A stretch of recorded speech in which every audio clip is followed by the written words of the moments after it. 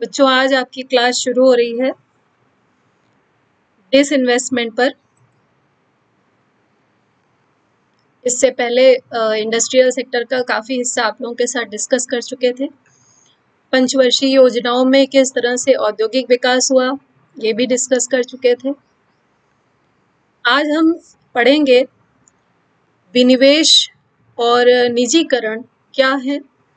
उसके अलावा एक बहुत ही इम्पोर्टेंट पॉलिसी है गवर्नमेंट की, मेक इन इंडिया, जिस पर बहुत सारे प्रश्न पूछे जाते हैं जीएस में भी, और उसके अलावा जो मेंस में इस पर काफ़ी क्वेश्चन पूछे गए हैं। उसको भी शॉर्ट में ही डिस्कस करेंगे, बहुत ज़्यादा फोकस नहीं करेंगे, लेकिन फिर भी जो उसके मेन पॉइंट्स हैं उनको भी साथ में डिस्कस करेंगे।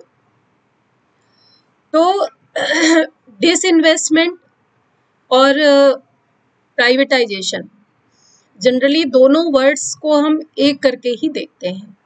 वास्तव में दोनों एक दूसरे से जुड़े हुए हैं, दोनों एक दूसरे के अभिन्न अंग हैं। ऐसा नहीं है कि हम डिसइन्वेस्टमेंट को प्राइवेटाइजेशन से अलग करके देख सकते हैं। विनिवेश और निजीकरण एक साथ एक ही सिक्के के दो पहलू हैं, लेकिन दोनों एक ही नहीं है, दोनों में डिफरेंसेस हैं, दोनों में अंतर हैं।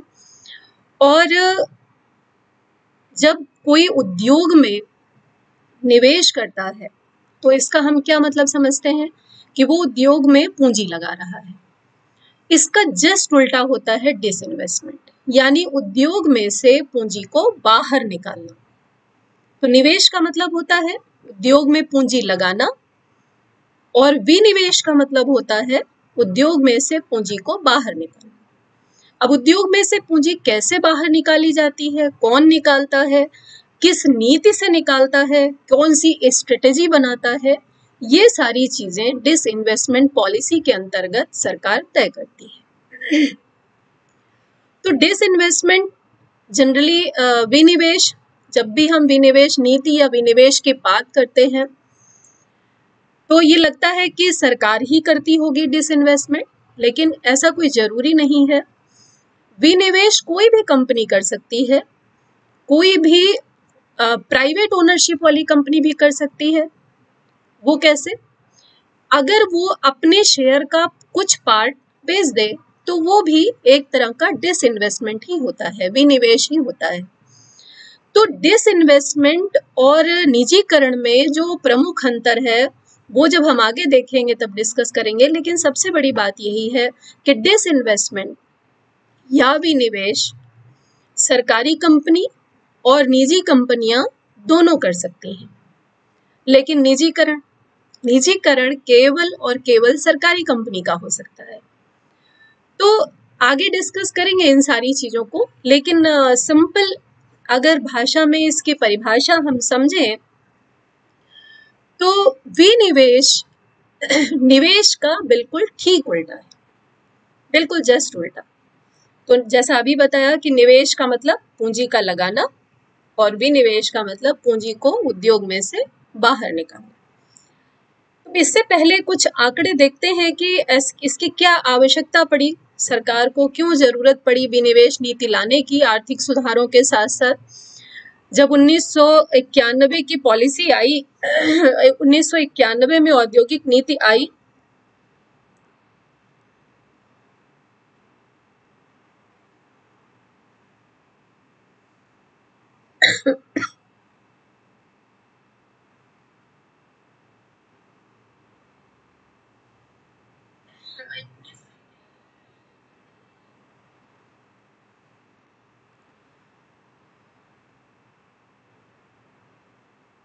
हाँ, जब 1991 में औद्योगिक नीति आई तो उस समय ऐसी क्या आवश्यकता पड़ी सरकार को, क्यों उसे लगा कि विनिवेश होना आवश्यक है? क्योंकि सबसे पहले विनिवेश इंट्रोड्यूस किया गया था 1991 की औद्योगिक नीति में ही। तो थोड़े से आंकड़े देखते हैं कि सरकार का इन्वेस्टमेंट क्या था 1951 में जो औद्योगिक 5 मुख्य फर्म थी उसमें सरकार 29 करोड़ रुपए इन्वेस्ट करती थी। उसके बाद 1951 से लेके 1991 तक का जो सफर था उसमें ये जो निवेश है सरकार का वो 29 करोड़ से बढ़कर लगभग 2.5 लाख करोड़ हो गया। और फर्मों की संख्या 5 फर्मों से बढ़ के 244 फर्म तक हो गया। लेकिन समस्या ये थी कि फर्म की संख्या तो बहुत बढ़ी, लेकिन इनकी जो स्थिति थी, इनका जो उत्पादन था, जो इनकी परफॉर्मेंस थी, वो इतनी खराब थी कि जिस हिसाब से सरकार उसमें निवेश कर रही थी उसका रिटर्न उसे नहीं मिल रहा था। एक्सपोर्ट के लायक कोई ऐसा प्रोडक्ट नहीं बन रहा था सरकार के पास कि सरकार उसे एक्सपोर्ट करे। यानी पीएसयूज जितने थे, जितने सार्वजनिक उपक्रम थे, उनमें जो प्रोडक्ट थे वो इस लायक नहीं थे कि उनसे एक्सपोर्ट को बढ़ाया जा सके। और 91 में आप जानते हैं कि ये जो बैलेंस ऑफ पेमेंट का क्राइसिस था कि एक्सपोर्ट कम था, इंपोर्ट ज्यादा था, तो ऐसी स्थिति में सरकार को ये इंट्रोड्यूस करना पड़ा। लेकिन फिलहाल एक आंकड़ा और है इसी के साथ में, ये 2019 का आंकड़ा है। बहुत सारे इम्प्रूवमेंट के साथ 1991 के बाद अब जो निवेश है सरकार का वो लगभग 16.5 लाख करोड़ रुपए है और फर्मों की संख्या बढ़कर 244 से 348 हो गई है। 100 के लगभग संख्या लगभग इतने सालों में बढ़ी है। तो ये आंकड़े ये बता रहे हैं कि सरकार को काफी ज्यादा मात्रा में पब्लिक इन्वेस्टमेंट के फॉर्म में उद्योगों में निवेश करना पड़ता है। लेकिन निवेश करना अच्छी बात है, लेकिन समस्या तब होती है जब उद्योग अपनी पूरी परफॉर्मेंस के साथ प्रोडक्ट और प्रोडक्ट की क्वालिटी दोनों को बरकरार नहीं रख पाते। सरकार को निवेश करना जरूरी इसलिए है क्योंकि रोजगार बढ़ाना है।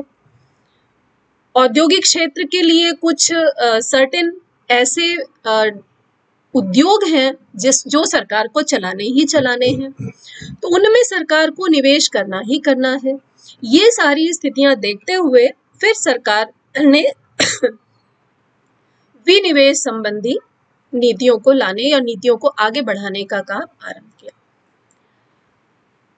डिसइन्वेस्टमेंट भारत में 3 तरह से कोऑर्डिनेट होता है।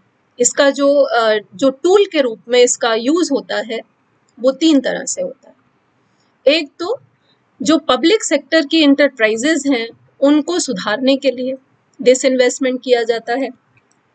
दूसरा, इकोनॉमिक रिफॉर्म जो हुआ है, आर्थिक सुधार जो हुए हैं, उसकी प्रोसेस में भाग लेने के लिए, यानी जो उद्योगों का आरक्षण कर दिए गए थे कि इतने पब्लिक सेक्टर में, इतने प्राइवेट सेक्टर में, उनको उस आरक्षण को सुचारू रूप से चलाने के लिए जरूरी होता है। और सबसे इम्पोर्टेंट बात जो है वो ये है कि जो बजटरी रिक्वायरमेंट है ना, बजटरी नीड्स हैं, उनको पूरा करने के लिए, उनके रिसोर्स को मोबिलाइज करने के लिए भी विनिवेश करना पड़ता है। बजटरी आवश्यकताओं में संसाधन जुटाने का मतलब यही है कि अगर रीएलोकेट करना हो संसाधन को, क्योंकि पूंजी तो सरकार के पास उतनी ही है, अगर उसे ये लग रहा है कि एक उद्योग में निवेश करने से उसे लाभ नहीं मिल रहा है तो वो विनिवेश के माध्यम से वहां से पूंजी निकाल करके किसी दूसरी योजना में लगा सकती है। तो ये 3 इंटर रिलेटेड कोऑर्डिनेट्स हैं जिनके माध्यम से विनिवेश या जिनको एक टूल्स की तरह यूज करके विनिवेश किया जाता है। अब सबसे पहले ये जानते हैं कि विनिवेश आखिर है क्या, कैसे इसे हम परिभाषित करते हैं। बड़ी सिंपल भाषा में इसे कहते हैं कि विनिवेश क्या है। वैसे जो परिभाषा दी जाती है वो केवल पब्लिक एंटरप्राइजेस के परिप्रेक्ष्य में दी जाती है। ये कहा जाता है कि जो सार्वजनिक उद्यम है उन्हीं में से पैसे को निकालना, ये विनिवेश होता है। लेकिन जो अर्थशास्त्री हैं वो कहते हैं कि विनिवेश कोई आवश्यक नहीं है कि केवल प्राइवेट सेक्टर में हो, है ना। विनिवेश को अगर हम सिंपल भाषा में समझें तो विनिवेश का सिंपल मतलब वही है, उद्योग में से पूंजी घटाना, निवेश को कम करना। तो विनिवेश का तात्पर्य जैसा परिभाषा दी जाती है कि पब्लिक एंटरप्राइजेज में से इक्विटी की बिक्री के थ्रू। किसको? निजी क्षेत्र की कंपनियों को, वित्तीय संस्थानों को, आम जनता को या श्रमिकों को जब इक्विटी बेची जाती है, इक्विटी या शेयर। अब ये इक्विटी या शेयर क्या होते हैं? इक्विटी या शेयर, जब भी कोई कंपनी स्टैब्लिश होती है तो उसमें एक सर्टेन अमाउंट पूंजी लगाई जाती है। जो उद्यम लगाता है वो अपनी पूंजी भी लगाता है, उधार लेकर भी लगाता है और इसके अलावा लोन लेकर के भी लगाता है। और जब से शेयर मार्केट आरंभ हुआ तब से वो शेयर्स के माध्यम से लोगों से पूंजी लेकर के भी अपने उद्यम में लगाता है। तो जो सार्वजनिक उपक्रम है, अगर उनका शेयर किसके पास होता है? ओनरशिप, पूंजी की जो स्वामित्व है वो किसके पास होता है? सरकार के पास होता है। तो अगर सरकार अपने शेयर को, जो 100% शेयर है, यानी 100% पूंजी किसकी लगी है? सरकार की लगी है किसी भी पब्लिक एंटरप्राइज में, क्योंकि स्वामित्व भी उसी का है, कंट्रोल भी उसी का है, मैनेजमेंट यानी प्रबंध भी उसी का है सार्वजनिक उपक्रम में जो पीएसयू है। तो अगर वो अपनी इस पूंजी को, जो 100%, सपोज करो किसी पीएसयू में मान लो 100 करोड़ की पूंजी लगी है और सरकार ये चाहती है कि मैं इसमें से कुछ शेयर इसका निकाल दूं, तो सरकार क्या करेगी? 20 करोड़ के शेयर उसने मान लीजिए सेल कर दिए और किसी प्राइवेट ओनरशिप की कंपनी ने 20 करोड़ के शेयर किसी उस पीएसयू में खरीद लिए, तो वो 20 करोड़ सरकार के पास आ जाएंगे। तो सरकार की हिस्सेदारी उसमें कम हो गई, लेकिन वो 20 करोड़ रुपए जो उसे मिले उसको वो किसी और योजना में लगा सकती है। तो सरकार के हाथ में विनिवेश के द्वारा एक मुश्त पैसा आ जाता है। तो सरकार ने क्या किया? अपनी पूंजी जो 100% थी उसको घटा करके 80% कर दिया। तो इसीलिए जब हम परिभाषा देते हैं तो ये कहते हैं कि विनिवेश में क्या किया जाता है? इक्विटी की बिक्री, शेयर की बिक्री। किसी को भी, निजी क्षेत्र की कंपनियों को, कोई फाइनेंशियल इंस्टीट्यूट भी खरीद सकता है, आम जनता भी खरीद सकती है और कोई श्रमिक भी खरीद सकता है, कोई भी खरीद सकता है इस पर, अगर उसे शेयर मार्केट में बेचने के लिए लाया जाता है।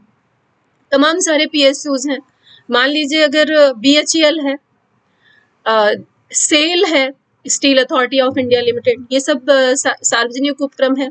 अगर हम और आप जाकर के इसमें शेयर खरीदते हैं शेयर मार्केट में, तो हम क्या करते हैं? हम उसके पूंजी में छोटी सी भागीदारी अपनी लेते हैं। मान लीजिए आपने 100 शेयर खरीद लिए, 100 शेयर खरीद लिए, 1000 शेयर खरीद लिए, जितने भी शेयर आपने खरीदे, और बिक्री के लिए सर्टेन अमाउंट के शेयर ही आते हैं। ऐसा नहीं कि सरकार पूरी 100% सब शेयर मार्केट में सारे इक्विटी डाल देती है, सारी पूंजी डाल देती है, ऐसा नहीं करती।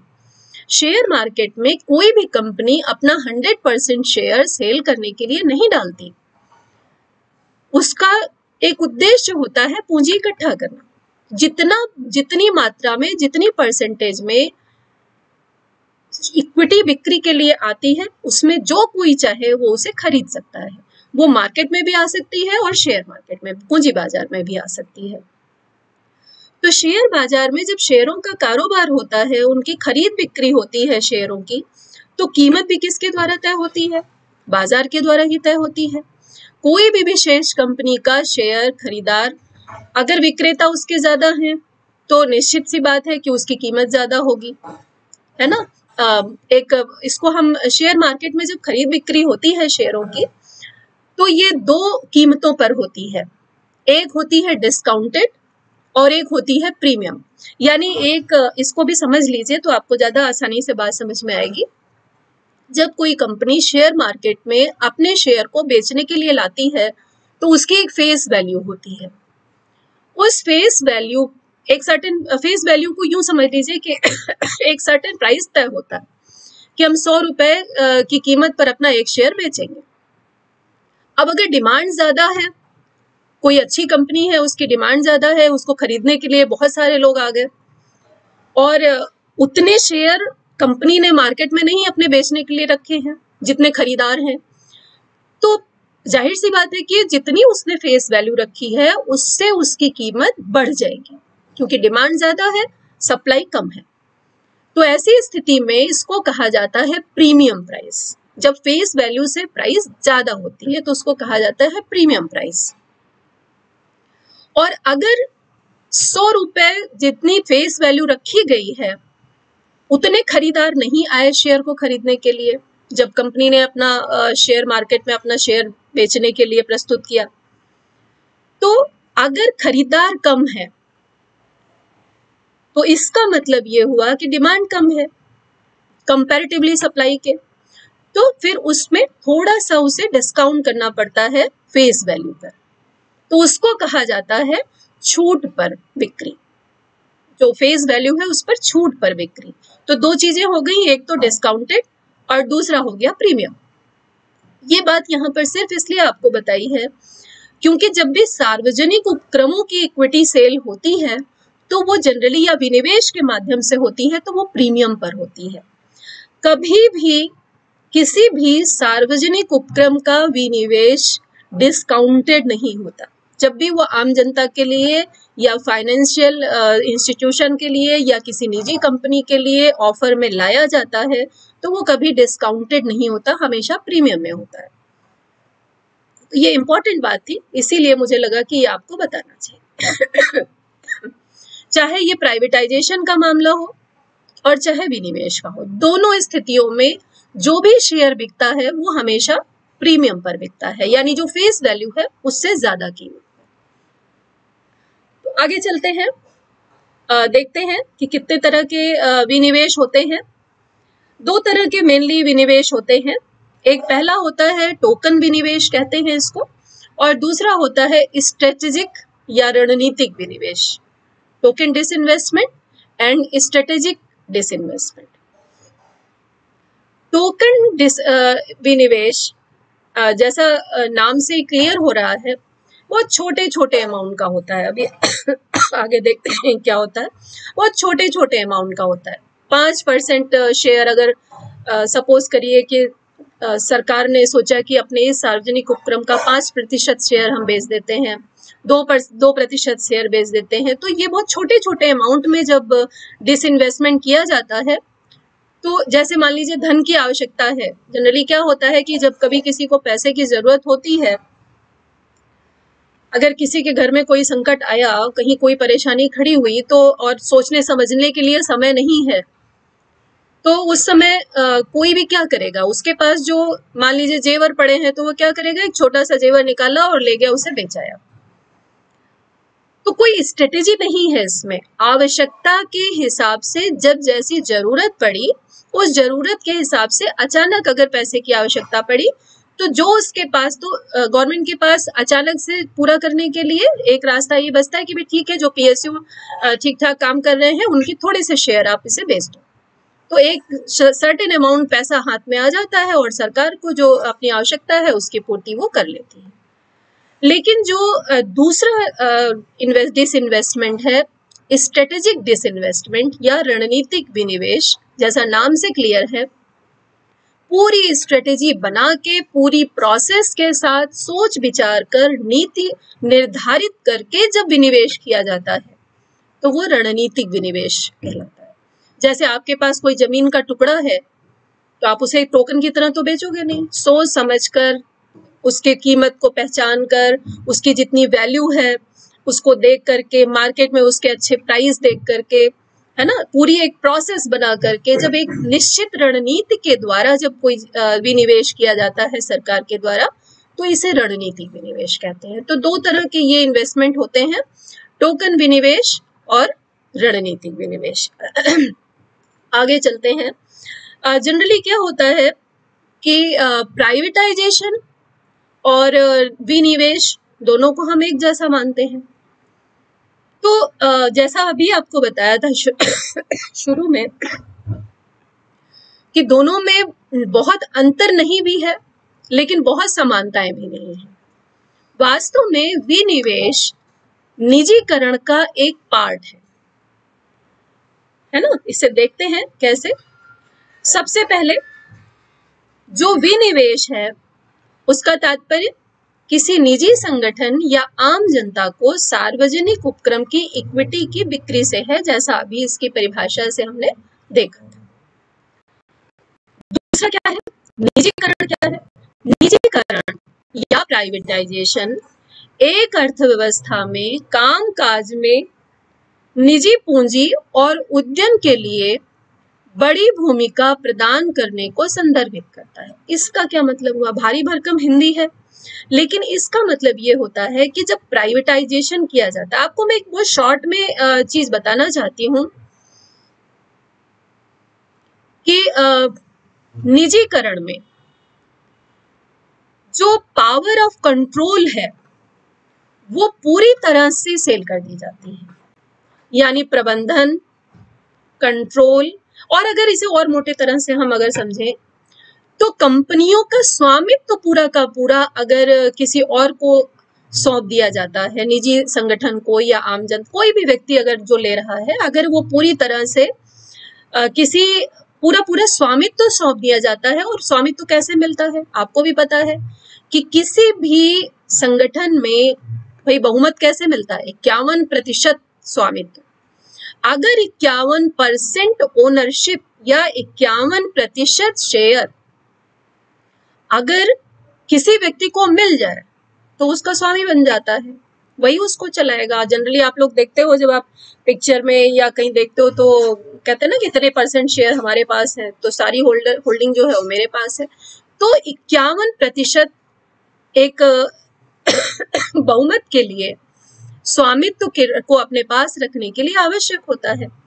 तो जब सरकार 51% शेयर, मोर देन 51% शेयर किसी भी निजी संगठन को या आम जनता को या निजी कंपनी को दे देती है, तो ये स्थिति निजीकरण की होती है।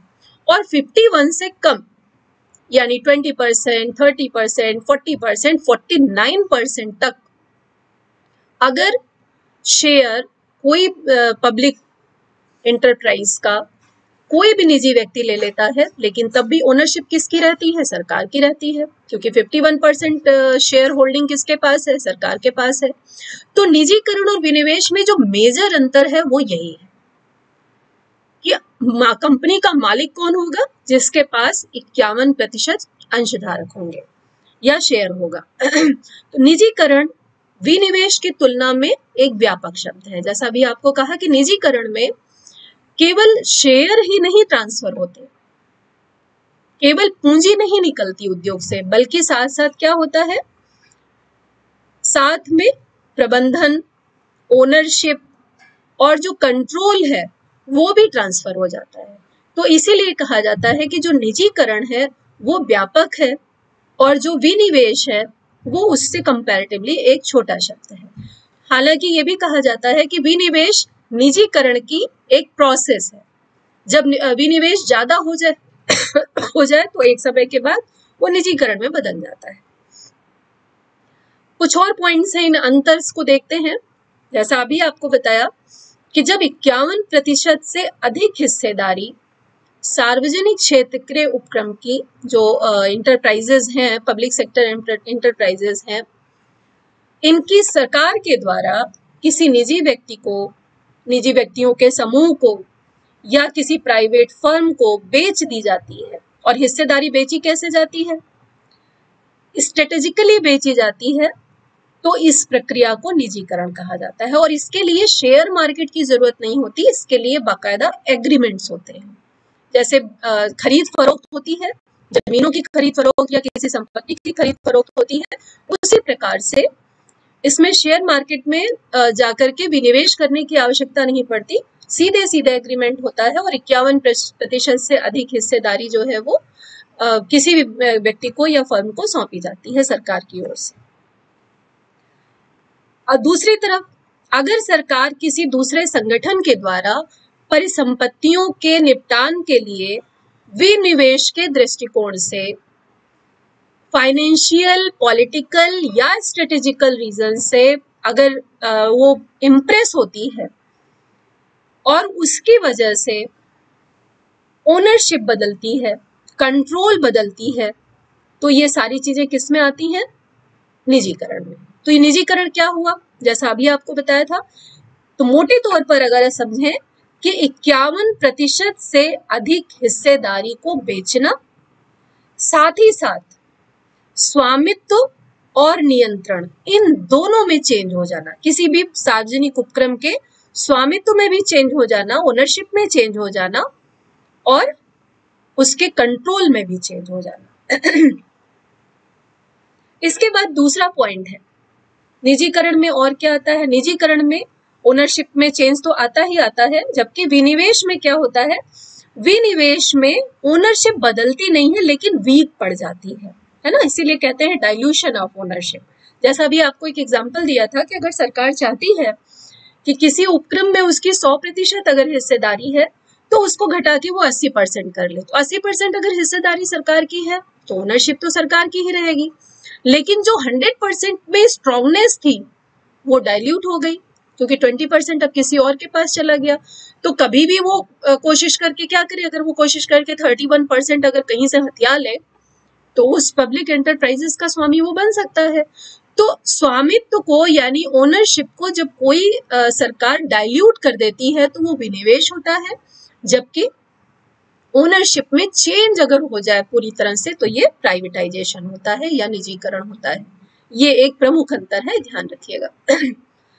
दूसरी बात है, अगला पॉइंट है कि निजीकरण में सरकार अपनी हिस्सेदारी का 50% से अधिक बेचती है, जैसा बार बार आपको बता रही हूं, जबकि विनिवेश में या डिसइन्वेस्टमेंट में 50% से कम हिस्सेदारी सरकार के द्वारा बेची जाती है। अगला अंतर यह है कि विनिवेश में सार्वजनिक क्षेत्र की जो इकाई है, जो यूनिट है, एंटरप्राइज है, उसमें सरकारी हिस्सेदारी के कमजोर पड़ने से तो है, लेकिन अगर कमजोर पड़ने की स्थिति 50% से कम है तो जो मैनेजमेंट है वो किसका रहेगा, गवर्नमेंट का रहेगा, है ना। लेकिन जब शेयरों का 50% से अधिक कमजोर पड़ना 50% से ज्यादा हो जाता है तो ओनरशिप के साथ साथ, यहाँ दोनों चीजें अलग अलग है, याद रखिएगा, ओनरशिप एंड मैनेजमेंट। ओनरशिप जो 50% से ज्यादा चला जाए तो वो ओनरशिप ही बदल जाती है, लेकिन जो वीकनेस है हिस्सेदारी की, अगर वो 50% से जो वीकनेस है अगर 50% से कम है तब तक तो वो मैनेजमेंट गवर्नमेंट का ही रहता है, लेकिन वो 50% से अगर वीकनेस ज्यादा हो जाती है तो ओनरशिप के साथ साथ जो मैनेजमेंट है वो भी पूरा का पूरा बदल जाता है, और जिसे का क्या कहा जाता है, प्राइवेटाइजेशन। अगला पॉइंट है, प्राइवेटाइजेशन में विनिवेश को सम्मिलित किया जाता है। बिल्कुल सीधी सी बात है, क्योंकि वो उसका एक पार्ट है। विनिवेश से शुरू होकर के ही प्राइवेटाइजेशन की राह निकलती है, लेकिन विनिवेश का मतलब निजीकरण नहीं है, केवल शेयरों का वीक होना है। अभी जैसा बार बार आपको बता रही हूं कि अगर कोई सरकार किसी पब्लिक एंटरप्राइज का या सार्वजनिक उपक्रम का विनिवेश करती है तो इसका मतलब प्राइवेटाइजेशन नहीं है। प्राइवेटाइजेशन के रास्ते पर चलना तो है, लेकिन वो पूरी तरह से प्राइवेटाइज तब हो पाएगा जब शेयरों की बिक्री 51% से अधिक हो। अगली बात यह है कि जो सार्वजनिक क्षेत्र के उपक्रम हैं, जो पब्लिक सेक्टर एंटरप्राइजेस हैं, उन्हीं की वजह से जो इसका उद्देश्य है वो ये है कि जो पब्लिक सेक्टर एंटरप्राइजेस हैं उनकी इफिशियंसी बिल्कुल अच्छी नहीं है। उनकी अभी जैसा आप पहले डिस्कस किया था, जो बैकग्राउंड था वो यही था कि इनकी जो परफॉर्मेंस है वो इतनी खराब थी कि जितना इसमें सरकार इन्वेस्ट कर रही थी उसके कंपैरिजन में सरकार को जो रिटर्न मिल रहा था वो बहुत कम मिल रहा था। तो ऐसे क्षेत्र, ऐसे जो एंटरप्राइजेस थे, उन एंटरप्राइजेस को अगर उसमें से थोड़ा सा पूंजी सरकार अपनी निकाल ले तो सरकार का उद्देश्य ये था कि अगर इसमें कोई निजी क्षेत्र की कंपनी भागीदारी करती है और अगर वो इसमें मैनेजमेंट पे इंटरेस्ट ले या इसमें कोई अच्छी राय मशविरा दे पाए तो शायद ये कंपनी थोड़ा अच्छी सुधर जाए, या फिर थोड़ा राजकोषीय बोझ ही कम हो जाए, जो फिस्कल डेफिसिट है वही कम हो जाए। फिस्कल डेफिसिट कैसे कम होगा, खर्चे थोड़ा सरकार के बचेंगे, जब सरकार के खर्चे घटते हैं तो फिस्कल डेफिसिट कम होता है, राजकोषीय घाटा कम होता है। आप जानते हैं कि राजकोषीय घाटा कब ज्यादा होता है, जब सरकार के खर्चे बढ़ते हैं और सरकार को जो रेवेन्यू है वो कम मिलती है। तो अगर फिस्कल डेफिसिट सरकार को अपना कम करना है तो उसके लिए जो ऐसे एंटरप्राइजेज हैं जिनमें इन्वेस्टमेंट ज्यादा है, जहां पर सैलरी ज्यादा देनी पड़ रही है, और पता चला जैसे अभी काफी चर्चा में था BHEL, जितने एम्प्लॉई हैं उनको जितनी सैलरी दी जाती है उसके कंपैरिजन में प्रोजेक्ट बहुत कम है, उनका उत्पादन बहुत कम है। तो ये एक तरह से घाटे का सौदा बन जाते हैं। कभी प्रोजेक्ट मिले, कभी अच्छा उत्पादन हुआ, कभी नहीं हुआ। ऐसे बहुत सारे जो नवरत्न कंपनियां हैं उनकी भी स्थिति धीरे धीरे उसमें से 2-4 को छोड़ के बाकी सबकी वही होती जा रही है। तो ऐसी स्थिति में जब सरकार का इतना पैसा उसमें लगता है, पूंजी भी लगानी पड़ रही है और सैलरी भी साथ में देनी पड़ रही है, बोनस भी देना पड़ रहा है, और रिजल्ट उत्पादन के रूप में जो रिजल्ट मिल रहा है वो कम मिल रहा है, एक्सपोर्ट क्वालिटी बिल्कुल नहीं है। तो ऐसी सिचुएशन में सरकार उनकी अक्षमता को ध्यान में रखते हुए क्या करती है, विनिवेश करती है, कि जिससे इस एंटरप्राइज में अगर कोई ऐसी निजी कंपनी आके भागीदारी करे, सपोज करिए मान लीजिए अगर टाटा ही आ गई, टाटा का अगर कुछ लोग अगर उसमें शेयर बढ़ गया, टाटा कंपनी आई और उसने कुछ शेयर खरीद लिए और उसने उसमें इंटरेस्ट लेना शुरू किया, उस जो अक्षम सार्वजनिक उपक्रम है, और उसमें कुछ ऐसी रणनीतियां उसने सुझाई कि जिसकी वजह से हो सकता है कि ये कंपनी ग्रो कर जाए। तो ये सारी चीजों को ध्यान में रखते हुए कि जो रिसोर्सेज हैं उनका मैक्सिमम यूटिलाइजेशन हो सके, जो इफिशियंसी है उसको अच्छे से यूज किया जा सके, है ना, इसीलिए वर्ड यूज किया है गतिशील दक्षता, है ना, इसको बढ़ाने के लिए ये सारे उपाय सरकार करती है। अब देखते हैं कि उद्देश्य क्या है। वैसे तो समझ में आ गया है कि उद्देश्य क्या है डिसइन्वेस्टमेंट का, लेकिन मोटे तौर पर देखते हैं कि इसके उद्देश्य क्या है। एक तो है गैर रणनीतिक क्षेत्र से संसाधनों को रणनीतिक क्षेत्र में स्थानांतरित करना। गैर रणनीतिक क्षेत्र से रणनीतिक क्षेत्र में स्थानांतरित करना, अगर आपको याद हो कि सरकार ने कुछ स्ट्रेटेजिकल सेक्टर अपने लिए तय कर रखे हैं कि जो स्ट्रेटेजी इंडस्ट्रीज हैं उसमें सरकार ही उत्पादन करेगी। तो जो रिसोर्सेज हैं जो ऐसे क्षेत्रों में लगे हुए हैं उनको वहां से निकाल करके, एक उद्देश्य सबसे पहला उद्देश्य है ये, उनको वहां से निकाल करके ऐसे सेक्टर में लगाया जाए, ऐसी जगहों पर लगाया जाए जो सोशल प्रायोरिटी ज्यादा रखते हैं, जैसे हेल्थ है ना, प्राइमरी एजुकेशन है, इन सब की तरफ उसको चेंज करना। तो दूसरा उद्देश्य क्या है, सरकार के राजकोषीय घाटे को कवर करने के लिए, अभी जैसा आपको बताया कि फिस्कल डेफिसिट को कम करने के लिए भी सरकार डिसइन्वेस्टमेंट करती है, क्योंकि सरकार के अगर खर्चे ज्यादा हैं और आय कम है तो अपने उन खर्चों को बचाने के लिए भी सरकार डिसइन्वेस्टमेंट करती है। और जब एक बार घाटा हो चुका है तो समस्या क्या होती है, हीनार्थ प्रबंधन की। तो हीनार्थ प्रबंधन के लिए 1991 के बाद से, हीनार्थ प्रबंधन आपको पढ़ा चुकी हूं मैं, और जिसमें आपको बताया क्या था कि जब बजट पढ़ाया था तब आपको बताया था कि तमाम तरह के घाटे सरकार को होते हैं, और उन घाटों को पूरा करने के लिए सरकार हीनार्थ प्रबंधन या घाटे की वित्त व्यवस्था करती है। घाटे की वित्त व्यवस्था में तमाम सारे उपाय करती है। नोट छापने का उपाय हाथ उसके पास होता है, ऋण लेना सबसे आसान है तो ऋण ले लेती है, चाहे वो अपने देश की जनता से ऋण ले या विदेशों से ऋण ले लेती है। और एक तरीका ये 1991 के बाद से निकला है उस घाटे को पूरा करने के लिए, क्या करती है, डिसइन्वेस्टमेंट कर देती है। किसी भी अपने सार्वजनिक उपक्रम की थोड़ा सा शेयर बेच दिया तो एक मुश्त पैसा आ गया जिससे वो उस घाटे को पूरा कर लेती है। तो ये स्ट्रेटेजी डिसइन्वेस्टमेंट की राजकोषीय घाटे को पूरा करने के लिए शुरू की 1991 के बाद से सरकार। फिर इसके बाद निजी पहल और प्रतिस्पर्धा को प्रेरित करने के लिए, क्योंकि सार्वजनिक क्षेत्र के उपक्रम इस मामले में बहुत ही ज्यादा बदनाम है कि जो पब्लिक सेक्टर यूनिट्स हैं उनमें काम नहीं होता। उनमें जो लोग हैं, जब सरकारी नौकरी एक बार मिल जाती है तो लगता है काम करने की जरूरत नहीं है, नौकरी तो मिल ही गई है, तनख्वाह तो मिलेगी ही। तो जो इफिशियंसी है वो पूरी तरह से यूज नहीं होती, या फिर इस तरह के यूनियंस बन जाती हैं, इस तरह के पूरा सिस्टम बन जाता है कि जहां कोई कंपटीशन नहीं है, जो नौकरी की सुरक्षा है वो तो है ही, कोई निकालेगा नहीं। ये सारी चीजें जहां इन्वॉल्व हो जाती हैं वहां पर इफिशियंसी घट जाती है। तो एक उद्देश्य डिसइन्वेस्टमेंट का ये भी था कि अगर प्रतिस्पर्धा को या कॉम्पिटिटिवनेस को अगर बढ़ाना है तो उसके लिए डिसइन्वेस्टमेंट जरूरी है, क्योंकि अगर निजी क्षेत्र की भागीदारी इसमें होती है, अभी आप देखते हैं ना, जैसे ही ये होता है कि रेलवे को सरकार प्राइवेटाइज करने जा रही है तो रेलवे के सारे लोग हल्ला मचाना शुरू कर देते हैं, है ना। किसी भी क्षेत्र में, बैंकिंग सेक्टर की कहीं बात होती है, किसी सार्वजनिक क्षेत्र के बैंक को अगर प्राइवेटाइज करने की बात होती है तो लोग, वहां के लोग हल्ला मचाना शुरू कर देते हैं। बिजली विभाग को अगर प्राइवेटाइज करने की बात होती है तो सभी वहां कहते हैं भाई क्यों सरकारी क्षेत्र में, क्यों नहीं।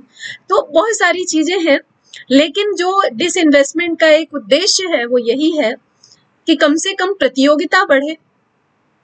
और ये चीज खास तौर से देखी गई कि जब बैंकिंग सेक्टर में जब प्रतियोगिता बढ़ी तो कुछ हद तक जो सिस्टम है, हालांकि पूरी तरह तो नहीं, लेकिन कुछ हद तक सिस्टम बैंकिंग क्षेत्र में, जो सार्वजनिक क्षेत्र के बैंक थे उनमें थोड़ा सा सिस्टम सुधरा है। ऐसा जितने रिसर्च हैं सभी बताती हैं, सबका डेटा बताता है कि उनमें थोड़ा स्थिति सुधरी प्राइवेट सेक्टर के आने के बाद से। तो प्रतिस्पर्धा को प्रेरित करने के लिए, और पब्लिक सेक्टर, जबकि पब्लिक सेक्टर में जो लोग आते हैं, जॉब लेते हैं, वो ज्यादा एफिशिएंट होते हैं, ज्यादा क्वालिफाई होते हैं, लेकिन चूंकि वो अपनी पूरी एफिशिएंसी का यूज नहीं करते हैं, इस वजह से वो अच्छी तरह से ये एंटरप्राइजेस ग्रो नहीं कर पाती, डेवलप नहीं हो पाती, या अच्छा प्रोडक्ट नहीं दे पाती। तो ऐसी स्थिति में इनको प्रतिस्पर्धा को प्रेरित करने के लिए विनिवेश करने की पहल की गई। अगली चीज जो सबसे इंपॉर्टेंट थी वो ये थी कि इन पीएसयूज की एक जिम्मेदारी तय हो, इनकी जवाबदेही तय हो, क्योंकि जब तक अकाउंटेबिलिटी नहीं होती तब तक उत्पादन अच्छी क्वालिटी का नहीं होता। तो अकाउंटेबिलिटी तय करना, जिसके कारण ये डिसइन्वेस्टमेंट की प्रोसेस लाई गई। एक और उद्देश्य था, जो पब्लिक सेक्टर एंटरप्राइजेज हैं ये मार्केट ओरिएंटेड नहीं है ना, तो इनको क्योंकि इन सब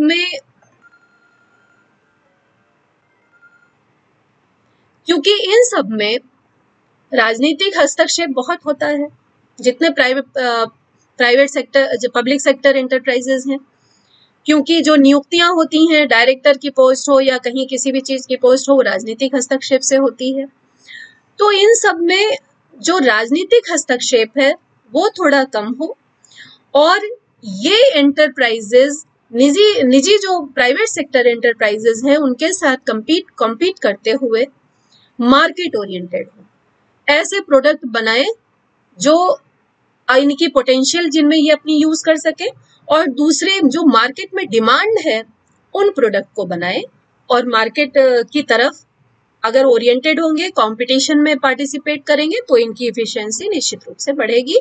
और जो कैपिटल आउटपुट रेशियो होता है, जिसको हम कहते हैं पूंजी उत्पादन अनुपात, पूंजी उत्पादन अनुपात का मतलब होता है, ये जो टर्म्स में छोटे छोटे आपके साथ यूज कर रही हूँ इनका ध्यान रखिएगा, क्योंकि अगर मंडे को क्लास अगर शेड्यूल हुई तो आप लोगों की डिमांड है नेशनल इनकम पढ़ाने की, नेशनल इनकम मैं शुरू करूंगी, और उसके बाद फिर इकोनॉमिक सर्वे मैं कोशिश करूंगी कि जो 2020-21 का इकोनॉमिक सर्वे है उसे भी मैं डिस्कस करूं।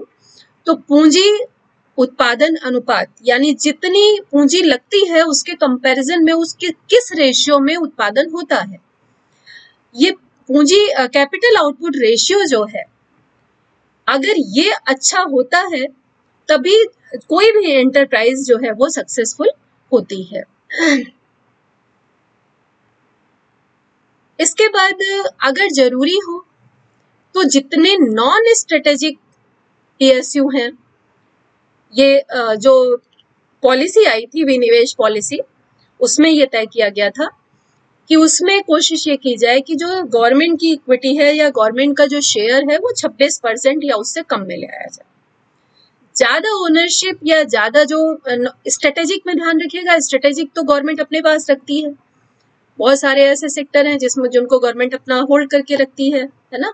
लेकिन जो नॉन स्ट्रेटेजिक है उसमें ये तय किया गया कि गवर्नमेंट की जो शेयर है वो 26% से भी नीचे लाया जाए, कोई प्रॉब्लम नहीं है। इसे अगर निजी क्षेत्र के अगर अच्छे उद्योग उसे चलाते हैं तो हो सकता है वो रिवाइव करें। एक और उद्देश्य था कि जो पोटेंशियल वायबल पीएसयूज हैं, पोटेंशियली वायबल पीएसयूज का मतलब है कि ऐसे सार्वजनिक उपक्रम जिनमें कैपेसिटी है, पोटेंशियल है, लेकिन ये अच्छी तरह से वर्क नहीं कर पा रहे हैं, छोटी छोटी कमियां हैं इनके अंदर, तो विनिवेश के माध्यम से उनको रीस्ट्रक्चर करना और उनको रिवाइव करना। अगर ये इनको रीस्ट्रक्चर और रिवाइव कर ले जाए तो ये जो पोटेंशियल जिनमें है उनको फिर से एक बार दोबारा उनको अच्छे से जीवित किया जा सकता है। ये भी विनिवेश का एक उद्देश्य था। और फिर अगली बात यही थी कि उसके बाद भी अगर कोई सार्वजनिक उपक्रम, कोई पीएसयू अगर रिवाइव नहीं हो पाता तो उसे बंद ही कर देना ठीक है, उसमें पूंजी लगाने का कोई लाभ नहीं है। और लास्ट में था श्रमिकों के हितों की रक्षा करना, क्योंकि जो सबसे बड़ी समस्या है वो यही है कि जब कोई पीएसयू बंद होता है तो सबसे ज्यादा नुकसान किसका होता है? वर्कर्स का।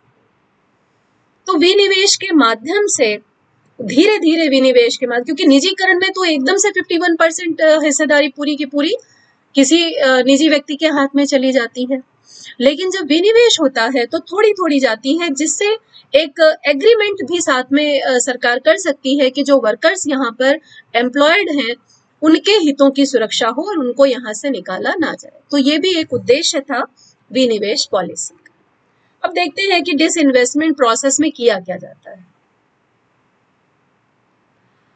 कुछ प्रोसेस गवर्नमेंट ने शुरू की थी, जिसमें सबसे पहला किया था 1992 में सरकार ने विनिवेश की जो पहली पॉलिसी शुरू की थी,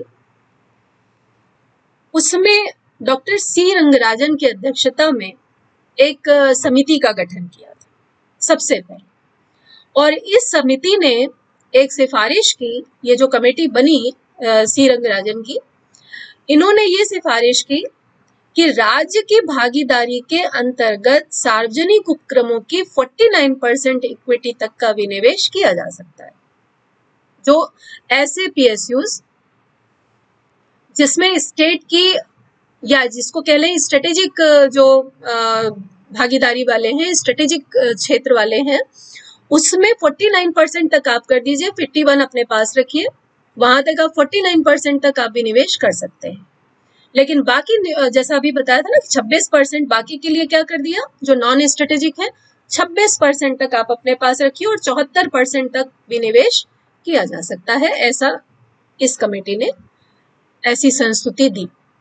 इसके बाद फिर एक आयोग का गठन हुआ, 5 सदस्यों वाले विनिवेश आयोग का, अगस्त 1996 में, जिसके अध्यक्ष थे जीवी रामकृष्णन, और इन्होंने भी जो सुझाव दिए वो लगभग वही, और उन्होंने बस ये कहा कि विनिवेश की लिमिट, कार्यप्रणाली, रणनीति, ये सब जो है वो आपको फिक्स करके चलनी पड़ेगी।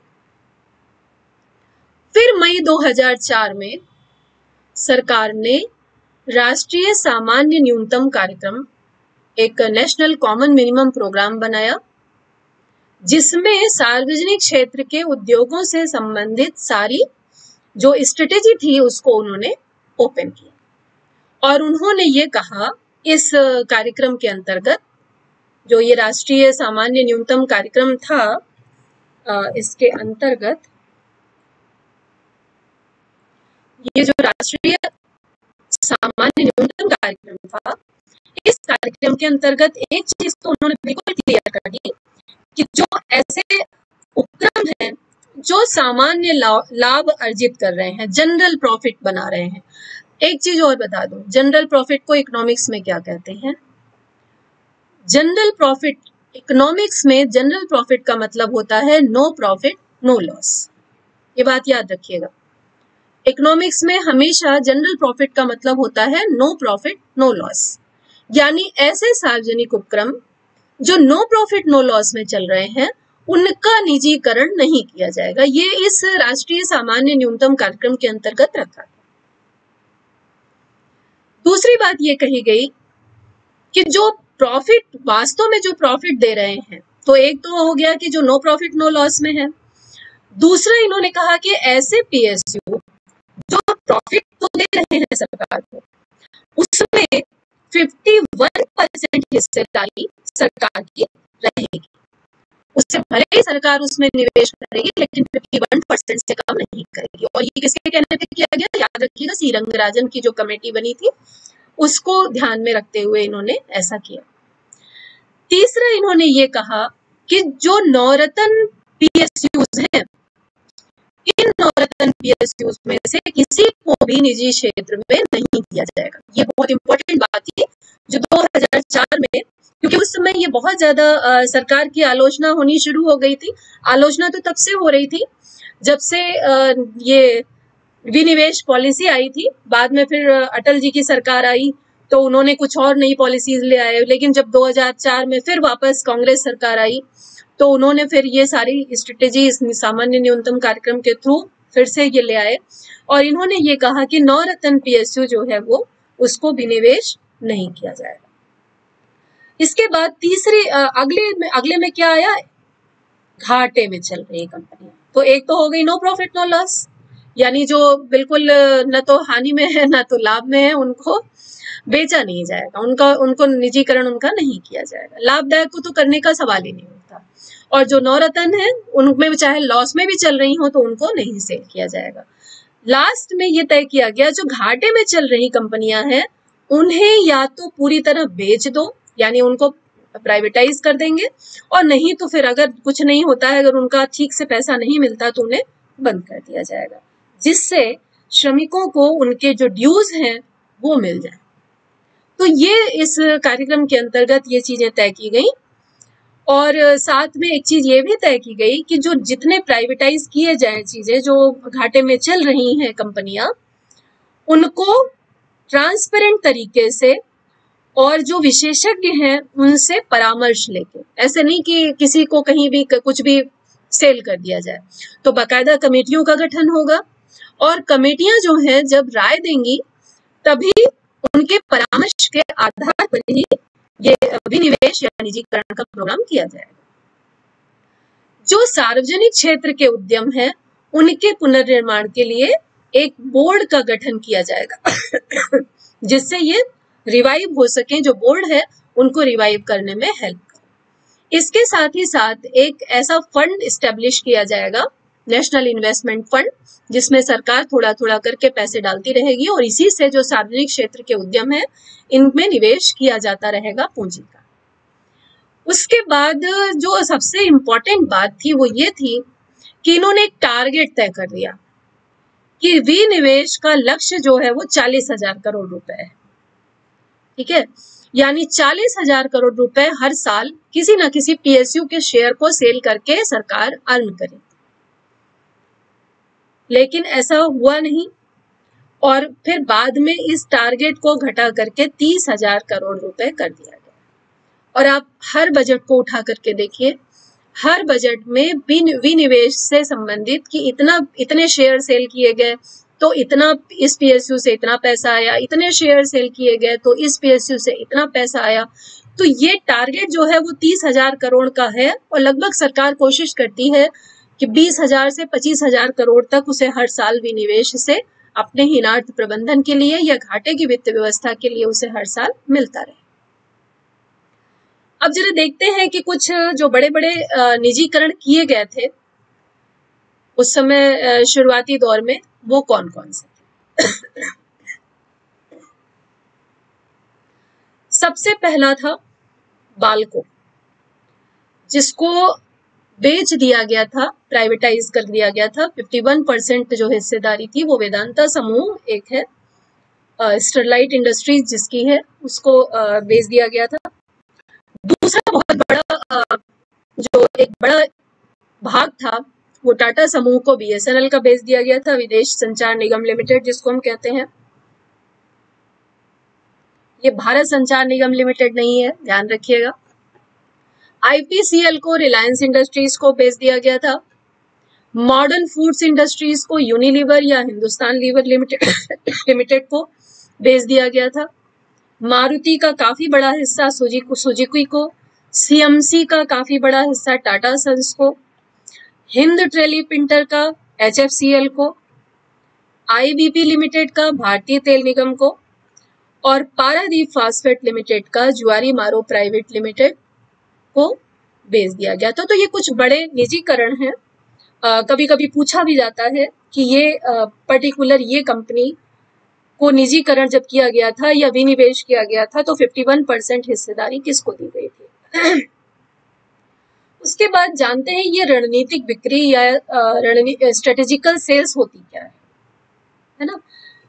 तो रणनीतिक बिक्री विनिवेश की प्रक्रिया को इस तरह से करना कि जो पब्लिक सेक्टर यूनिट्स हैं उनकी कैपेसिटी को बढ़ाने के लिए, अगर उनकी कैपेसिटी को, उनकी एफिशिएंसी को बढ़ाने के लिए सरकार सोच समझ करके जब स्ट्रेटेजी बना करके विनिवेश करती है तो उसको स्ट्रेटेजिक सेल या रणनीतिक विनिवेश या रणनीतिक बिक्री के नाम से जाना जाता है।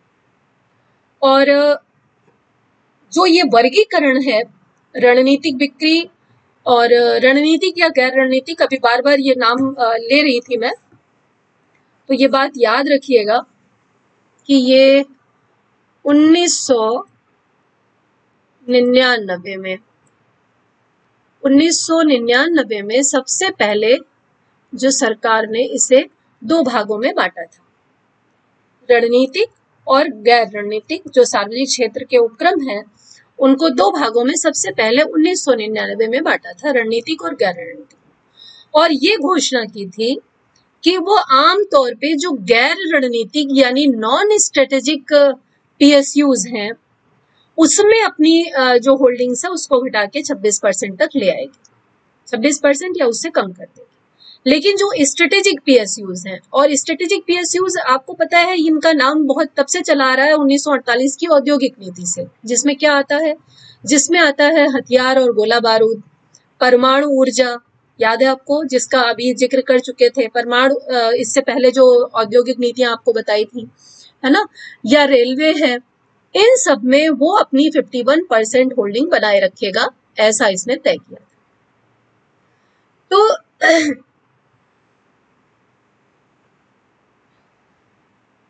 अगली बात ये थी कि एक जब विनिवेश शुरू हुआ था तो एक विनिवेश विभाग यानी डिसइन्वेस्टमेंट डिपार्टमेंट, और आपको शायद पता होगा कि कुछ समय तक तो पूरा डिसइन्वेस्टमेंट मंत्रालय भी चला, मिनिस्ट्री भी थी, मिनिस्ट्री ऑफ डिसइन्वेस्टमेंट जब शुरुआत हुई थी। तो मिनिस्ट्री ऑफ डिसइन्वेस्टमेंट तो बाद में खत्म कर दिया गया, लेकिन विनिवेश विभाग यानी डिसइन्वेस्टमेंट डिपार्टमेंट अभी भी चल रहा है, लेकिन इसका नाम बदल दिया गया। 2011 में इसका नाम बदल के कर दिया गया निवेश और लोक परिसंपत्ति प्रबंधन विभाग, investment and department of investment and public asset management. तो ये डिसइन्वेस्टमेंट डिपार्टमेंट था, उसका नाम बदल के क्या रख दिया गया, department of investment and public asset management. तो ये बड़ा चेंज था, कभी पूछा जाए तो आपको पता होना चाहिए। तो किसी कंपनी की जो रणनीतिक बिक्री है, तो जैसा अभी आपको बताया कि इसके अंतर्गत किसी रणनीतिक सहभागी को शेयरों के ब्लॉक का हस्तांतरण किया जाता है, यानी काफी बड़ी मात्रा में पूरा ब्लॉक सेल ट्रांसफर कर दिया जाता है। रणनीतिक बिक्री में जब स्ट्रेटेजिकल सेल की जाती है तो छोटे मोटे टोकन अमाउंट में सेल नहीं होती, बल्कि पूरा का पूरा शेयरों का ब्लॉक सेल किया जाता है और साथ ही साथ मैनेजमेंट भी, प्रबंधन नियंत्रण भी पूरा का पूरा हस्तांतरित कर दिया जाता है ना। तो इसका मतलब क्या हुआ कि रणनीतिक बिक्री के अंतर्गत सरकार की शेयर होल्डिंग 51% से कम हो जाती है। और इसमें किसमें होती है, तो अब ध्यान देने वाली बात क्या है, रणनीतिक बिक्री कहाँ होती है, कौन से पीएसयूज में, जो गैर रणनीतिक क्षेत्र में आते हैं, नॉन स्ट्रेटेजिकल सेक्टर में आने वाले पीएसयूज में स्ट्रेटेजिकल सेल ज्यादा होती है, क्योंकि वहां पर ये तय किया गया था। स्ट्रेटेजिकल सेल क्या है, बल्क में सेल करना, यानी अपनी जो भागीदारी है उसको 51% से नीचे लाना। और सरकार ने क्या तय किया था कि जो ऐसे पीएसयूज हैं जो नॉन स्ट्रेटेजिकल सेक्टर में आते हैं, गैर रणनीतिक क्षेत्र में आते हैं, उनमें हम अपनी भागीदारी 26% तक करने को तैयार है।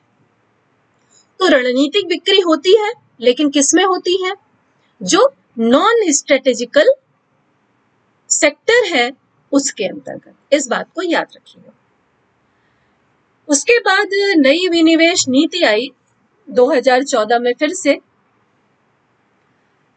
2014 का मैं जिक्र इसलिए करना चाहती हूँ क्योंकि 2014 में जब मोदी सरकार आई, बहुत सारे चेंजेस आए, तमाम तरह की पॉलिसीज आई, इतनी सारी हैं कि अगर मैं सबको इकट्ठा करके यहाँ पर अगर मैं लिखने लगूंगी तो बहुत समय लगेगा।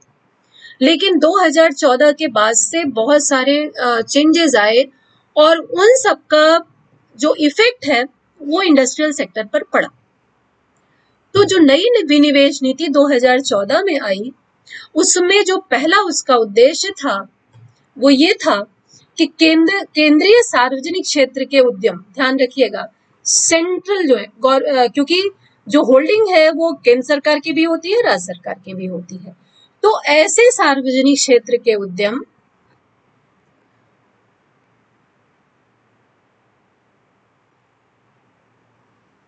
जो केंद्र सरकार के अंतर्गत है, उनको सार्वजनिक स्वामित्व को प्रोत्साहन है। यानी जो केंद्र सरकार के उद्यम है उसमें पब्लिक पार्टनरशिप बढ़े। अब पब्लिक पार्टनरशिप कैसे बढ़ेगी, जब हम और आप क्या करेंगे, उनके शेयर खरीदेंगे। तो उनके शेयरों को प्रमोट करना आम जनता को खरीदने के लिए, ये इसका एक बड़ा इंपॉर्टेंट फीचर है। दूसरा क्या है, दूसरे जो अधिसूचित यानी शेड्यूल्ड या नोटिफाइड जो केंद्रीय सार्वजनिक क्षेत्र के उद्यम हैं, कुछ ऐसे हैं जो नोटिफाइड हैं, जो आपको याद होगा सूचित सूचियां जारी की थी, याद है 3 तरह की सूचियां थी, ये सूची ए थी, सूची बी थी, सूची सी थी। सूची ए में केवल केंद्र सरकार वाले थे। तो जो नोटिफाइड केंद्र सरकार के पीएसयूज हैं, उनके थोड़े से शेयरों की, अल्पांश की, सारे नहीं है ना, लेकिन अल्पांश की बिक्री को जारी रखते हुए सरकार के बहुलांश हिस्से को बरकरार रखना। ये जो शेड्यूल्ड है, और शेड्यूल्ड कौन से थे, शेड्यूल्ड वो थे जो बहुत इंपॉर्टेंट सेक्टर्स थे, जो रिसोर्सेस के आधार पर बहुत इंपॉर्टेंट थे, वही तो उस सूची में रखे गए थे कि खनन है, कोयला है, और जो नाभिकीय ऊर्जा है, आर्म्स एम्युनिशन है, इन सब पे सरकार अपनी बहुलांश का मतलब क्या हुआ, मेजॉरिटी शेयर अपने पास रखेगी और माइनॉरिटी शेयर जो है वो बेच देगी। ये क्या कहलाता है, ये विनिवेश कहलाता है। अगर पहला वाला जो पार्ट है उसका क्या मतलब हुआ, उसका मतलब हुआ निजीकरण। जब 51% से ज्यादा शेयर दे दे तो वो निजीकरण, और अगर ज्यादा हिस्सा अपने पास रखे और थोड़ा हिस्सा अगर बिक्री के लिए लाए तो ये स्ट्रेटेजिकल बिक्री नहीं है, ये टोकन डिसइन्वेस्टमेंट है, टोकन विनिवेश है। यानी थोड़ी थोड़ी मात्रा में उसमें से सरकार जो है वो बिक्री करेगी, लेकिन ज्यादातर हिस्से को अपने पास रखेगी। अगला इसमें क्या रखा गया कि जो चिन्हित है ना, जो ऐसे सार्वजनिक क्षेत्र के उपक्रम है,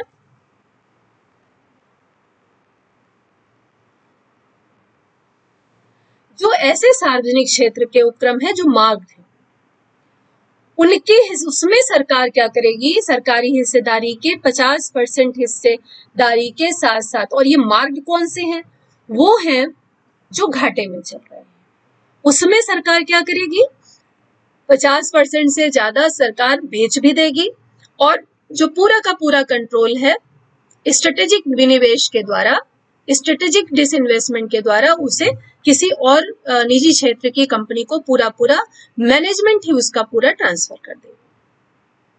उद्देश्य क्या था इसका, सीधी सी बात थी कि जो ये केंद्रीय सार्वजनिक क्षेत्र के उद्यम है उसमें कुशल प्रबंधन हो, है ना, उसमें जो वैल्यू क्रिएट हो, जो निर्माण हो अच्छी तरीके से हो, जो डिसीजन मेकिंग प्रोसेस हो वो अच्छे तरीके से हो, जो इसमें इन्वेस्ट करे उनके भरोसे में सुधार हो, और जो मैनेजमेंट को अच्छे तरीके से करने की स्ट्रेटेजी है वो एक्सेप्ट हो।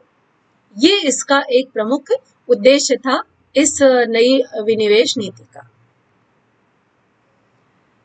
दूसरी बात इसमें एक काम और किया गया कि इस पॉलिसी में निवेश और लोक परिसंपत्ति प्रबंधन विभाग, ये विभाग जो है क्या है, निवेश और लोक परिसंपत्ति प्रबंधन विभाग, ये DIPAM, क्या नाम है इसका, department of investment and public asset management. पहले ये क्या था, विनिवेश विभाग, है ना, सार्वजनिक परिसंपत्ति प्रबंधन विभाग या लोक परिसंपत्ति प्रबंधन विभाग एक ही बात है। तो ये जो विभाग था उसको ये अधिकार दिया गया कि वो जो रिलेटेड जो भी संबंधित उससे रिलेटेड जो भी मंत्रालय है उनसे परामर्श करने के बाद तय करे कि ये ध्यान दीजिएगा कि सरकार अपने मन से डिसीजन नहीं लेती।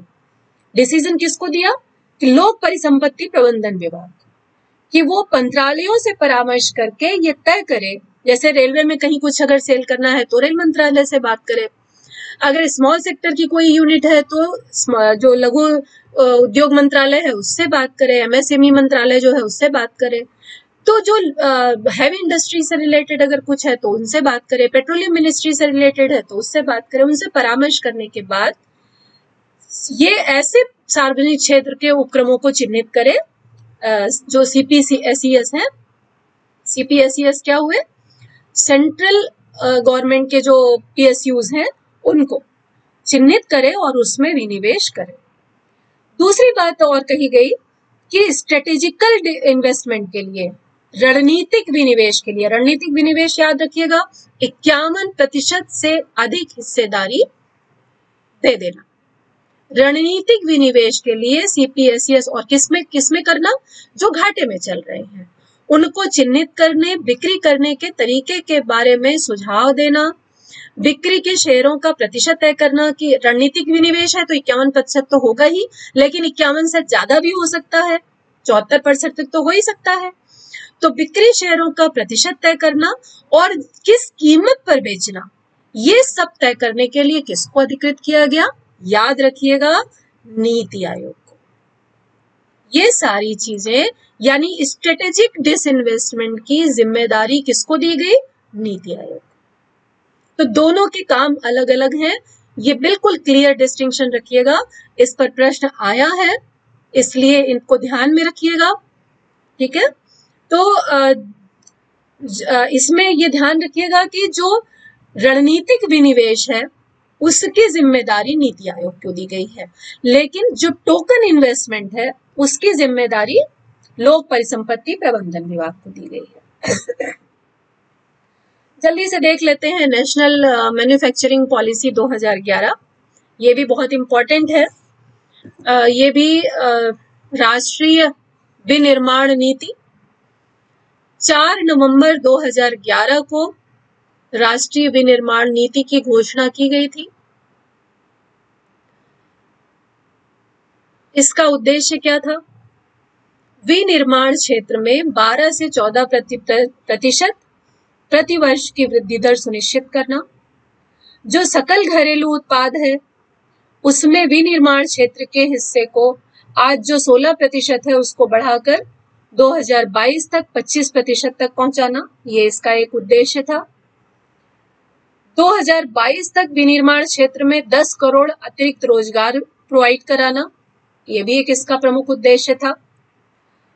ग्रामीण क्षेत्र से शहरी क्षेत्र में जो लोग आते हैं, जो प्रवासी आते हैं, या जो निर्धन वर्ग रहता है शहरी क्षेत्र में ही, उसको तमाम तरह की ट्रेनिंग देना। और आपको ध्यान हो, इसी को बेस बनाकर स्किल इंडिया या तमाम इस तरह की जो पॉलिसीज लाई गई थी। उसके अलावा इसका उद्देश्य था भारतीय विनिर्माण क्षेत्र को विश्व स्तर पर प्रतियोगिता के लिए तैयार करना, प्रतिस्पर्धात्मक शक्ति को मजबूत बनाना। अब आगे चलते हैं, जो बहुत ज्यादा इंपॉर्टेंट है, क्योंकि मुझे लगता है कि ये एक ऐसी चीज है जिस पर जीएस में भी, जो जीएस का पेपर आता है उसमें भी बहुत सारे क्वेश्चन पूछे जाते हैं।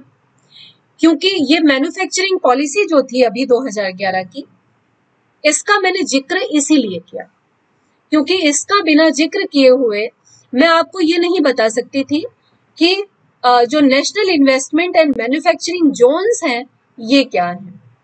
क्योंकि ये जो 2011 की मैन्युफैक्चरिंग पॉलिसी थी, इसी में ये व्यवस्था की गई कि national investment and manufacturing zones, जिसे इंडस्ट्रियल ग्रीनफील्ड टाउनशिप कहा गया, इंडस्ट्रियल ग्रीनफील्ड टाउनशिप, है ना। और ये कहा गया कि एक ऐसा एरिया डेवलप किया जाएगा, तो ये चूंकि उसी के अंतर्गत था, इंडस्ट्रियल कॉरिडोर या फिर national investment and manufacturing zones, ये रखा किसके अंतर्गत तय किया गया था, मैन्युफैक्चरिंग विनिर्माण पॉलिसी, जो मैन्युफैक्चरिंग पॉलिसी 2011 थी या विनिर्माण नीति 2011 थी, उसके अंतर्गत ये रखे गए थे। क्या है अभी हम देखते हैं। राष्ट्रीय विनिर्माण नीति, अभी जैसा आपको बताया कि इसमें ये व्यवस्था की गई कि राष्ट्रीय निवेश और विनिर्माण क्षेत्र स्थापित किए जाएंगे। ये क्षेत्र कैसे होंगे? इन क्षेत्रों को एक टाउनशिप की तरह, और इनको जो नाम दिया गया था वो इंडस्ट्रियल ग्रीनफील्ड टाउनशिप दिया गया था। एकीकृत यानी यूनिफाइड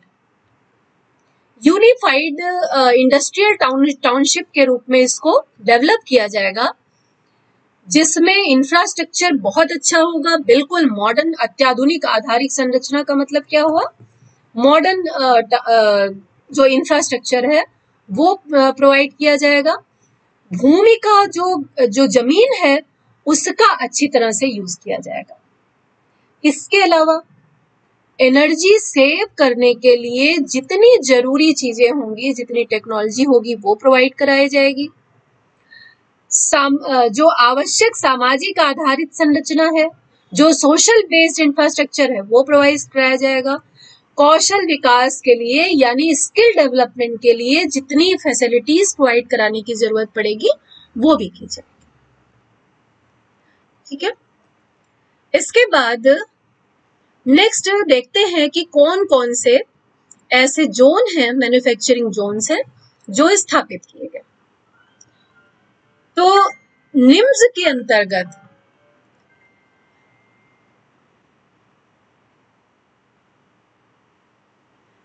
के अंतर्गत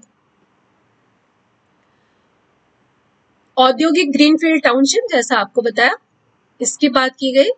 इनका आकार जो है वो 500 हेक्टेयर यानी 50 वर्ग किलोमीटर का रखा गया, और जिसमें प्रसंस्करण क्षेत्र क्या होता है, जहां पे गतिविधियां सारी पूरी तरह से जो फ्री हों, यानी जो ग्रीन फील्ड आप जिसको कह सकते हैं, ग्रीन फील्ड लगभग 30% की होनी चाहिए। इसका उद्देश्य क्या था, अगर आपको ध्यान में हो, सस्टेनेबल डेवलपमेंट।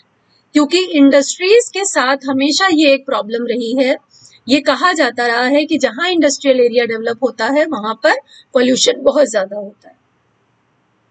तो ये रखा गया कि 30% एरिया कम से कम ऐसा हो कि जो जहां पर ग्रीन फील्ड हो। दूसरी बात यह है कि मास्टर योजना की लागत जो है, जो पूरी ये पूरी योजना बनेगी, इसकी कॉस्ट कौन बियर करेगा? इसकी कॉस्ट केंद्र सरकार बियर करेगी। उसमें क्या क्या आएगा उस कॉस्ट में? अगर जो ट्रेन फैसिलिटी चाहिए, रोड फैसिलिटी चाहिए, पोर्ट फैसिलिटी चाहिए, है ना, या हवाई अड्डे चाहिए, ये सारी चीजें क्या है? परिवहन से रिलेटेड।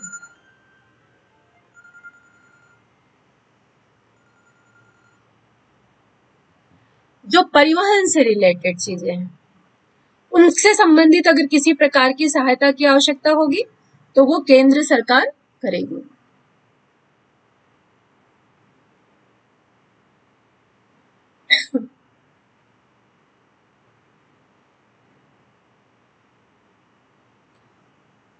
इसके अलावा और क्या करेगी केंद्र सरकार?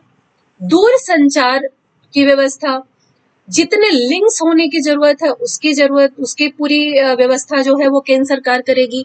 जो इंफ्रास्ट्रक्चर, यूं समझ लीजिए कि जितने भी तरह के इंफ्रास्ट्रक्चर हैं उसको प्रोवाइड कराने का काम सरकार करेगी।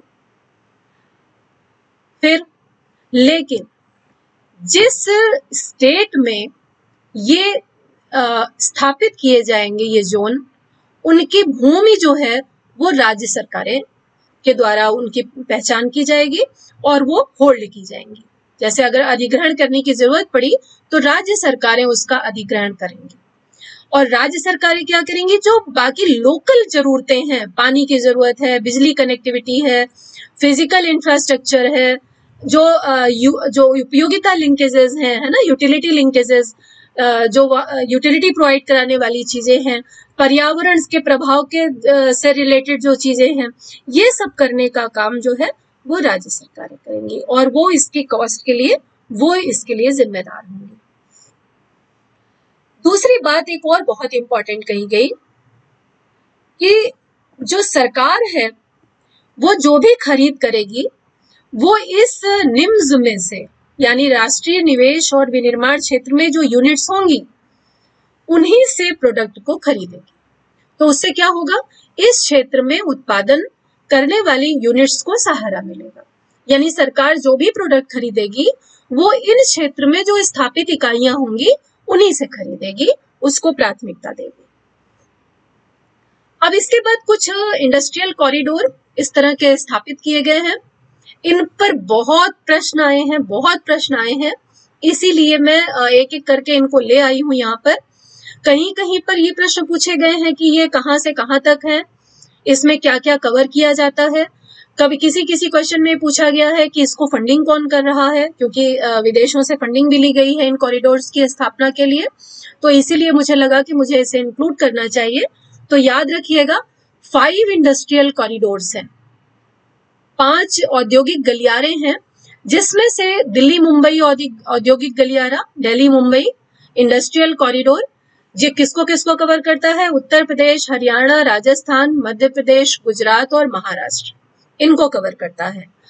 और इस कॉरिडोर में दिल्ली से लेकर के मुंबई के बीच की कुल लंबाई 1443 किलोमीटर है।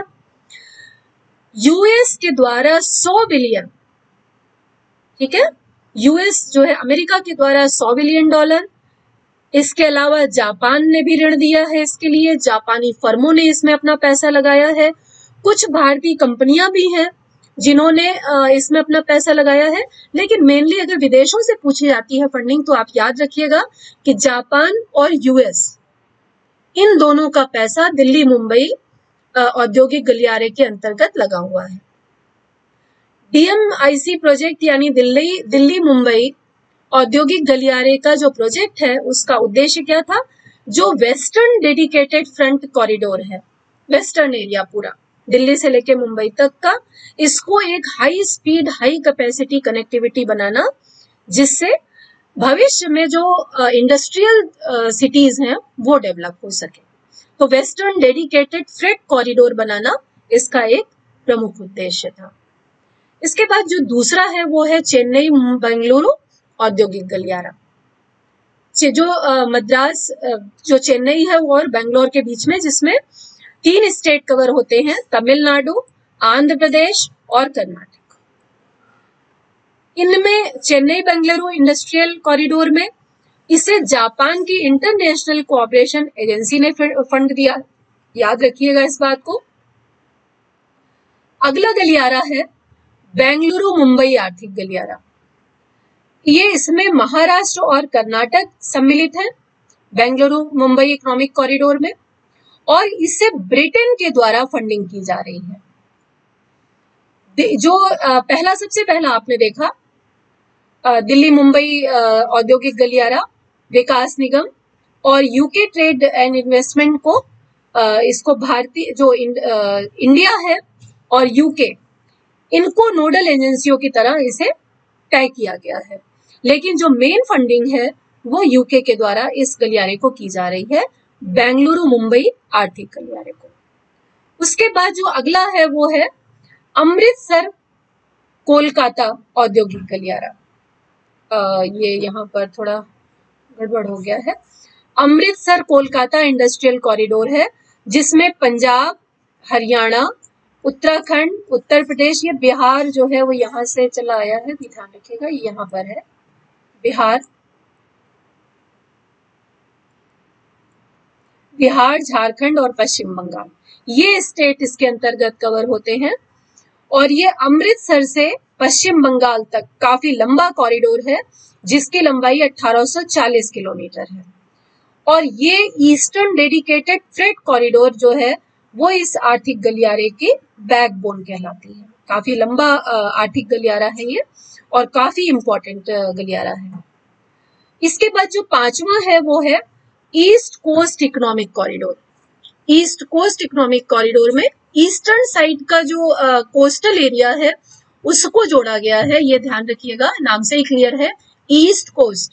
ईस्ट कोस्ट का मतलब ईस्टर्न साइड में जो कोस्टल एरिया है, जिसमें पश्चिम बंगाल, उड़ीसा, आंध्र प्रदेश और तमिलनाडु, ये चार मेन ऐसे राज्य हैं जो जिसमें कोस्टल एरिया है। और बाद में इसमें विजॉग से चेन्नई खंड को भी इसमें जोड़ दिया गया है। इंपॉर्टेंट बात क्या है, प्रश्न क्या पूछा जा सकता है कि देश का पहला तटीय आर्थिक गलियारा कौन सा है? तो याद रखिएगा विजाग चेन्नई औद्योगिक गलियारा। जो विजाग चेन्नई औद्योगिक गलियारा है ये देश का पहला कोस्टल इकोनॉमिक कॉरिडोर है, हमेशा याद रखिएगा। आंध्र प्रदेश के समुद्र तट के 800 किलोमीटर से अधिक क्षेत्र को ये कवर करता है, और इसको किसके साथ लिंक किया गया है? स्वर्णिम चतुर्भुज, अगर आपको याद हो तो, गोल्डन क्वाड्रिलेटरल जिसको कहा जाता था, ठीक है। और इसको ये सबसे ज्यादा चर्चा में तब आया था क्योंकि इसे एडीबी ने फंडिंग की है, इसकी एशियाई विकास बैंक ने इसके इंफ्रास्ट्रक्चर डेवलपमेंट की जो के लिए जो लोन दिया है वो एशियाई विकास बैंक ने दिया है। इसके अलावा जो 8 निवेश और क्षेत्र हैं उनमें से जो 8 हैं, इनको एक एक करके गिन लेते हैं। ये मैन्युफैक्चरिंग जोन्स है। इससे पहले जो आपने पढ़े वो इकोनॉमिक कॉरिडोर्स थे, इंडस्ट्रियल इकोनॉमिक कॉरिडोर्स। और ये जो अभी आप पढ़ रहे हैं ये निम्स है, national investment and manufacturing zones, जो डीएमआईसी के अंतर्गत आते हैं। डीएमआईसी यानी जो पहला इकोनॉमिक कॉरिडोर आपने पढ़ा था उसके अंतर्गत। उसमें से सबसे पहला है अहमदाबाद धौलेरा इन्वेस्टमेंट रीजन, गुजरात में जो आता है। दूसरा मध्य प्रदेश में, जिसमें पीतमपुरा धार महू इन्वेस्टमेंट आता है। उसके बाद महाराष्ट्र में शेंद्रा बिटकिन इंडस्ट्रियल पार्क सिटी आता है। इसके अलावा महाराष्ट्र में एक और है Dighi port industrial area. Manesar Haryana का मानेसर बवाल इन्वेस्टमेंट रीजन इसी के अंतर्गत आता है। राजस्थान का खुशखेड़ा भिवाड़ी इसी के अंतर्गत आता है। जोधपुर का पाली मारवाड़ क्षेत्र इसी के अंतर्गत आता है। और उत्तर प्रदेश का दादरी नोएडा गाजियाबाद इन्वेस्टमेंट रीजन, ये इसके अंतर्गत आते हैं। ये 8 ऐसे सेक्टर हैं जो निम्स के अंतर्गत आते हैं। निम्स का मतलब national investment and manufacturing zones. तो ये 8 भागों में बटे हुए हैं, ध्यान रखिएगा। इसके बाद जल्दी से देख लेते हैं कि 14 और कौन से ऐसे हैं जिनको मंजूरी दे दी गई है, स्टैब्लिश होने वाले हैं, जिसमें से महाराष्ट्र में नागपुर है, आंध्र प्रदेश में प्रकाशम है, आंध्र प्रदेश में चित्तूर है, यानी 2 हैं वहां पर। तेलंगाना में भी 2 हैं, एक मेडक, एक रंगारेड्डी। और महबूब नगर में हैदराबाद फार्मा, उसके अलावा कर्नाटक में तुमकुर, कोलोर, कोलार और बीदर, ये कर्नाटक में गुलबर्गा, ये 4 हैं, याद रखिएगा, कर्नाटक में 4 हैं। उसके अलावा उड़ीसा में कलिंग नगर, तमिलनाडु में रामनाथपुरम, तमिलनाडु में ही तिरुवल्लुवर में पोन्नोरी तालुक जो है उसको भी इसी के अंतर्गत रखा गया है। उत्तर प्रदेश में औरैया और झांसी, इन दोनों जिलों को इसमें शामिल किया गया है। ये याद रखिएगा कि 14 ऐसे क्षेत्र हैं जिनको निम्स के लिए मंजूरी मिल गई है।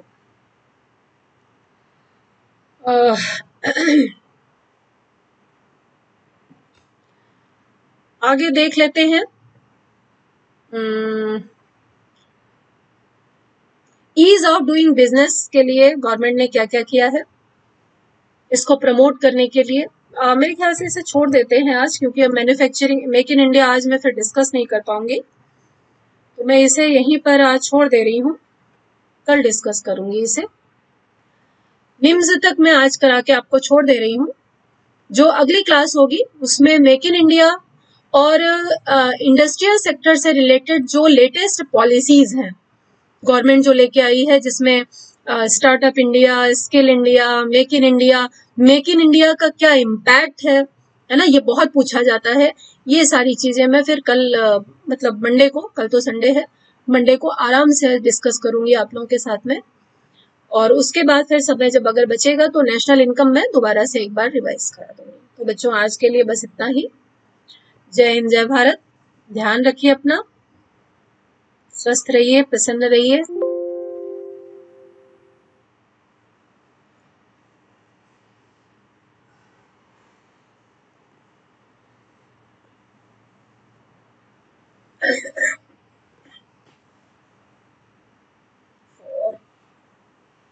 ही नहीं रहा,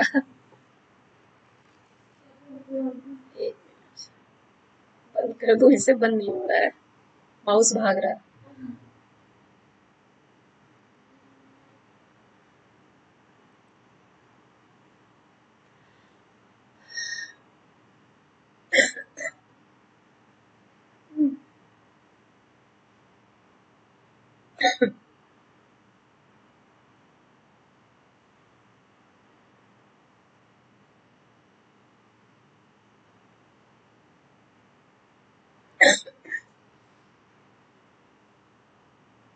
कोई क्वेश्चन हो बच्चों तो कमेंट सेक्शन में डाल दीजिएगा, उसको बाद में देखूंगी।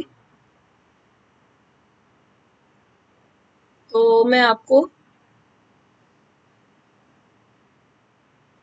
मेक इन इंडिया का मैन्युफैक्चरिंग पर इम्पैक्ट कल मैं जरूर डिस्कस करूंगी। मैं अमीश दीक्षित।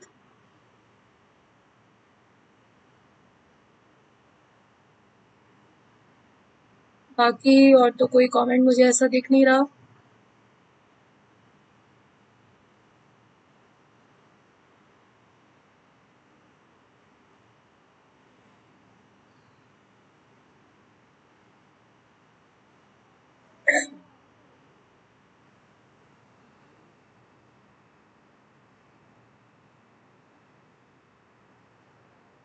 ठीक है बच्चों, तो अभी मैं इसे क्लोज कर रही हूँ, फिर मंडे को मिलते हैं।